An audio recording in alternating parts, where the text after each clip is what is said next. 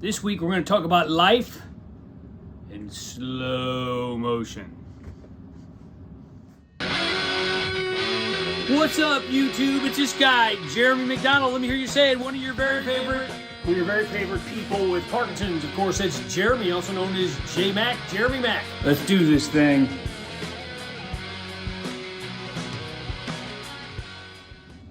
All right, if you would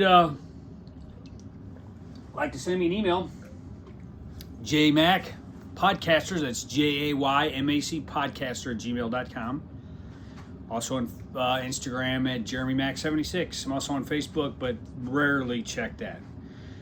All right, so I'm down here in my Blockbuster per usual, and I've got a pretty interesting topic here. I actually have some visual evidence of this, as if you needed any.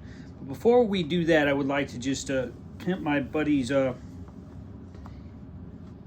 Stuntwood STL Woodworks. This is my buddy Jason, longtime friend, probably going on 25 years at this point. He takes old broken skateboards and makes artwork out of them. So yeah, you can just Google Stuntwood STL Woodworks. I have to read off my shirt. But some pretty cool stuff over there. Check them out and tell them J-Mac sent you. All right. This was one of the most frustrating and slightly embarrassing things about when I was first diagnosed, or my pre-diagnosis. People, specifically people I worked with, said, what's up with you and moving so slow? And I was like, in my mind when I'm doing something before pre-diagnosis, I mean, I felt stiff and I felt old and I was in a lot of pain, but I did not realize how slow I was doing everything. That was definitely the first indication that something was majorly wrong, was my slow motion. And I remember finding out that they were in the break room laughing. Now, please don't. I'm not asking for sympathy here. They didn't know what was wrong, and it was a Teamster warehouse. Everybody was very much like, don't wear your feelings on your shoulder. Yeah, you leave your feelings at the door. Like, don't slip on the tears. Don't slip on your tears on the way out. Kind of that type of stuff. So I'm not angry about any of that, but I began to feel very self-conscious. In fact, they even made up a song about me. Now I can't sing the song because it's really obscene and jacked up. But it was okay. They gave me a nickname, Slow-Mo, and it rhymes with slow-mo, but it starts with H, and I cannot say that, and I don't say that anywhere really. It's not a word that's really in my vocabulary. It's a gay slur. Now, obviously, I am not gay, which, I mean, I love gay people. If I was gay, I'd be proud of it.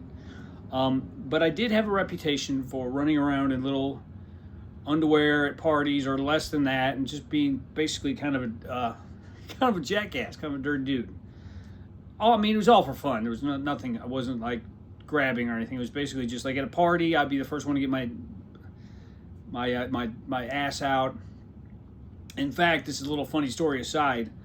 I had a buddy who came over to let me borrow a power washer, and I happened to be out sunning myself. I think it was mowing the lawn, something, in my Speedo. Sorry about that. I didn't know he was going to come over that time. So what am I supposed to do? I went out around the front and in my Speedo and helped him get the power washer out of the back, or he helped me, probably more likely. And he went to work and told everybody that I was wearing my underwear, or less than my underwear, when he came over. Which was oh so true. So that gave rise to this slow-mo, rhymes with slow-mo, starts with an H, nickname that I got. Teamster warehouse. I mean, those of you who have been in the military or worked at union jobs, or been in the locker rooms, for that matter, know what I'm talking about. So I didn't really take too much offense to it. I kind of wore it on my sleeve as kind of a badge of honor, because what else am I supposed to do? I don't feel like I'm moving slow. I feel stiff and I feel old, but I don't feel slow. And what happened was, I've said this before, I watched a video of myself. This is not the clip I'm going to show you here. This is a clip of me in my kitchen several years back. I watched a clip of myself at a party, and I grabbed my drink, and I was just slowly moving, and my eyes were kind of vacant, kind of blank stare. So I went to my wife and I showed her the video and I said, "What is wrong with me?" She said, "You're drunk." I said, "This is my first drink. I've taken 2 sips of it." And she was kind of like, I don't know. It's one of those questions you just keep pushing to the back of your mind, don't really want to know the answer to. Well, I found out the answer probably about 2 or 3 years later, and it was not a good answer. But yeah, I mean, slow motion is something that's I've just become used to. All right, now I'm going to play a clip of you, but I don't know what. I'll check, and I'll get on the commentary. I'll say what year this was from. But I'm going to play a clip of you in my kitchen several years back, and you can see what I'm talking about. Okay, this is me at 8:30, feeling not too bad this morning. Got my coffee, and as you can see, my kitchen is a mess. So with these shaky hands, I'm going to clean it up.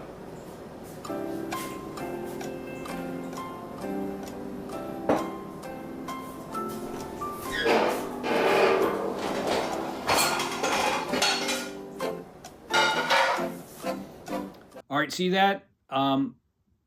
Pretty slow, and that's how I was moving at work when I would be unloading pallets or stacking boxes. Pretty obvious that it looks like I'm either lazy, stoned, or just completely unmotivated. Well, none of that was true. I was working as hard as I could, harder than I should have been. I was not unmotivated, and I was not stoned or drunk. I'm sure for every one of my stories, there's about 100 of your own. So why don't you, in the comments below, I love getting comments, by the way. In the comments below, leave me some examples of things that have happened to you where maybe your slow motion became something that became an issue. Also, another thing I noticed, I used to skateboard quite a bit. Now, I don't know, for you older folks, there's something called flip tricks. That's where you're kicking your board around and making it spin and do crazy stuff. I was never very good at that. Well, as I got older, I became dramatically not good at it. And I just thought it's because I was getting older. Well, that was part of it. But my feet, the signals from my brain to my feet were going so slow that my feet wouldn't respond. Like I was telling them to kick and jump and they wouldn't respond. In fact, one of the scariest things that ever happened, and this is a true story, I was pre-diagnosis. I was in a skate park and I dropped in, means you get in a ramp and you drop down. And there was another ramp and I went to jump off the other ramp and I kicked my front foot and it went one way, but it didn't come back. So I was literally frozen in midair with my front leg extended, which is how you jump. You kick your lead foot out, and I couldn't move my leg. I was frozen in this weird position. I damn near hurt myself. I don't know. I guess just my years of learning how to fall was the scariest thing in the world because my foot did not respond. It initially did, but then it locked up mid-jump. Skateboarding is dangerous enough without your feet locking up. So yeah, that's basically all I got this week. I hope you guys checked out my interview with Esther shaking my boots that I did last week. I'll put a link in the description. I got an interview coming up with the great David Sangster in the UK. One of my biggest inspirations, along with Heather Kennedy, as far as starting this channel and being honest with them, being honest with people. So yeah, go check those out, and hopefully you guys are doing well. It's not really good weather here, but from what I understand, it's icing up a lot of other places. So I guess peace and love from the cloudy, gloomy, but not totally frozen city of St. Louis.